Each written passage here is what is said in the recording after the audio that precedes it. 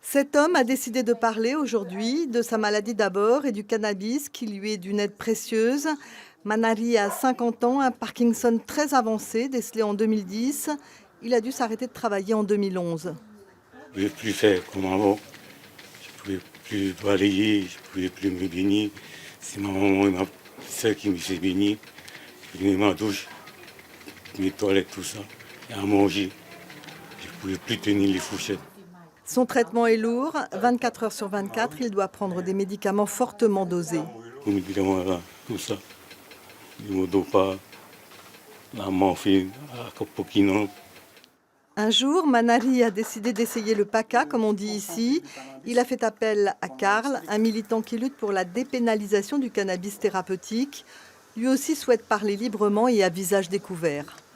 Donc voilà, nous, notre contribution avec l'association, on essaie de se rapprocher un peu de ces personnes malades. Et ça fait 6 ans que l'association elle existe.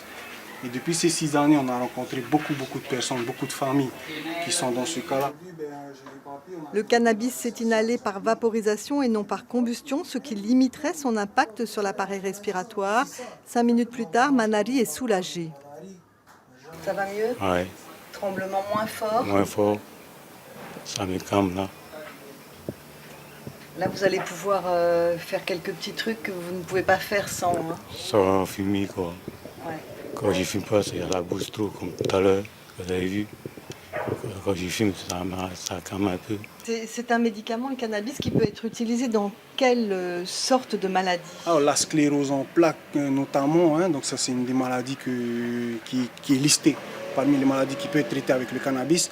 Et en ce moment, c'est les épilepsies qui sont beaucoup traitées au Colorado notamment. Donc on voit beaucoup de personnes qui déménagent, qui vont au Colorado. Et la Parkinson, à l'heure actuelle où je vous parle, je sais qu'ils sont en phase de test à Marseille.